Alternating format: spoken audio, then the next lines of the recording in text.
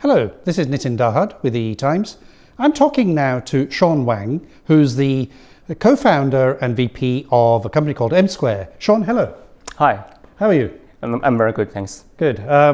Sean, tell me a little bit about the company. I think you have an interesting background. You're a relatively young company, and four co-founders came together circumstantially, thought this is a good idea. Tell me the background to that. Oh, yeah.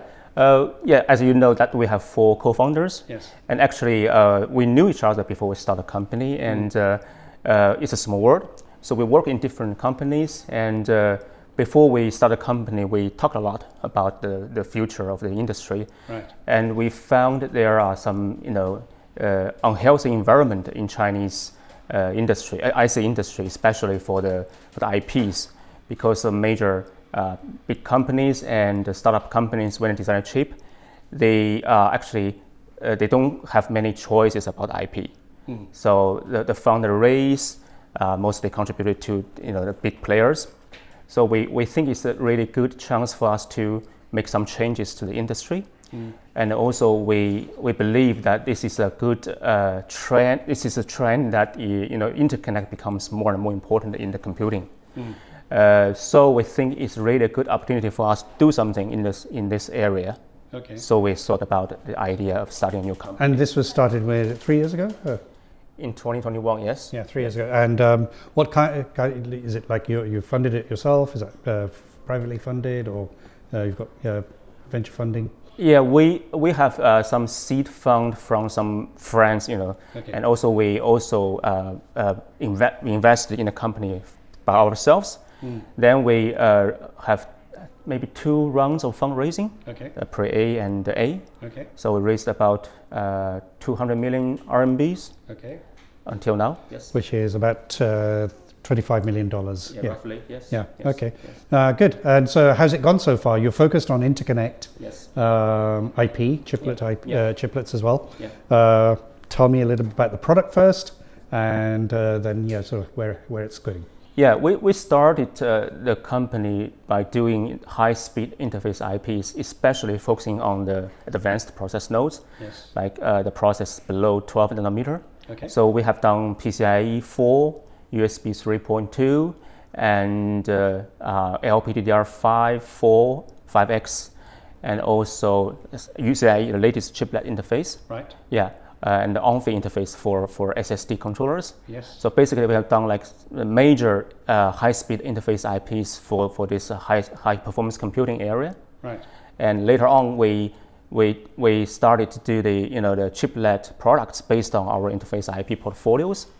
We already have some customers in this product. Okay. Yes. And in terms of that traction, you said you've got customers. Yeah. Mostly at the moment, they're in China, but I think you've got some traction already there. Yeah, sure, yeah. Okay. Yeah.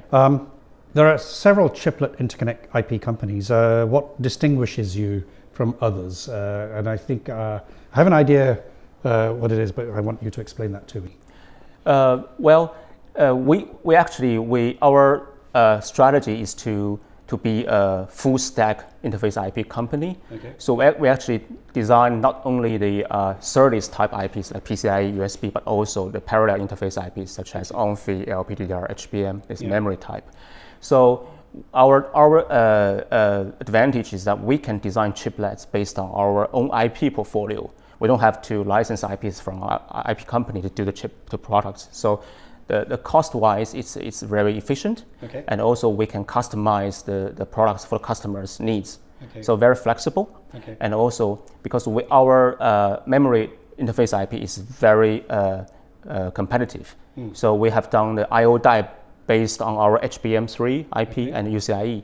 So make the customer help the customer to lower the cost and make the product more flexible. Yeah. And did I hear you right in that you said you help with not just all of that, but also getting the packaging, yeah. And everything together as well for the customer?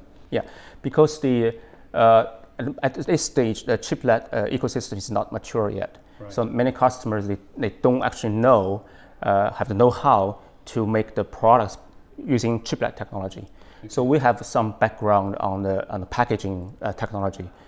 So we help the customers to not only to design the chiplet provide chiplet products and IP, but also help them to the system design, to help them to do the back-end design and also packaging design to help them to make the products easily. Yeah, that's our target. And I think I heard a comment just in the last couple of weeks from one local company that chiplets are a rich boy's game, but I think cost then, by doing that, you bring the cost down as well, I guess. Yeah.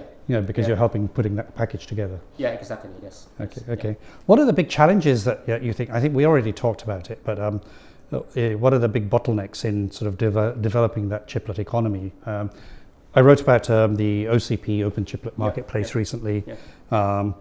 That's really just like a showcase, but you want more than a showcase, and this is what you said you're trying to do. Yeah. What are the big challenges still that this economy needs to overcome? Yeah, I think this chiplet marketplace idea has been talked about for many years. It's moving forward, but it's kind of a bit slower than expected. I think the major difficulty is that everybody has to keep contributing to this economy and so-called ecosystem. Right. They have to invest in it, and you have to believe in that. And secondly, that we need some more specific standards on the interface of the chiplets. You mean beyond UCIe? Yes, UCIe is a really good start, but it's not. It's still not very mature yet because many things are not very specific in the specification, and different people may have different understandings. So you need things like profiles and things like that. Yeah, that's one thing. The other thing is that we need some compliance test spec. So to speak, that everybody not only design IP but also pass some same test, so they can talk to each other. And because the chiplet interface is not like PCIe, it's inside the package. So how to test it, how to probe it, it's very difficult. So we need some more contribution from different partners in this ecosystem to make it more mature. So in the future, everybody can use different UCIe to connect. Do you actually see any moves towards that from what you see from the conversations you have with people in the industry? Is there anything happening at the moment that you're aware of? Yes, as far as I know, many companies are aware of this, and they have done many things to improve. And we see the latest UCIe 2.0 spec has been released, and many things have been specified already comparing to the previous generation. And also some companies who are doing the testers, they have some new testing, the software and the methodologies to test UCIe. So I think it's moving forward, but we need some time. Yeah. Now, coming back, you're a young company. I'm talk about some of your plans and your expansion. 3 years. You've got some customers. What's going to be next for you? What's your next landmark for you, your investors? Yeah, I think our strategy is quite clear. That for the next 2 or 3 years, we will still focus on what we do now, but we have to expand our IP portfolio to different process nodes, especially more advanced nodes, because we want to gain more market shares from the overseas market. So they are working on like more advanced nodes, like 5 nanometers, 3 nanometer. So we have to keep moving forward, and also we will design more chiplet products based on the market needs. For example, currently we have HBM I/O die, so probably we'll design LPDDR I/O die and some customized 3D memory I/O die just to make sure we can meet the customer's needs. And then expansion also into different markets. I mean, at the moment you're focused on China. We don't necessarily focus on China because we started from 12 nanometer and 7 nanometer, which is the sweet point for the Chinese customers. But next stage we will move to more advanced nodes, which will cover the other customers. That's right. Yeah. Well, good. Well, Sean, what excites you about what you're doing right now? I'm in charge of the technology part. So I'm working as the VP for R&D and also product. So R&D is important. Yeah, it's very important. Yeah. So what makes you get up every day and say this is really good? Yeah, it's sometimes you see the engineers moving forward and deliver the high quality product. You are really, really excited and happy. Okay. Yeah, that's my everyday excitement. Okay. Well, Sean, thank you very much. Thank you very much. Yeah. Thank you. Yeah.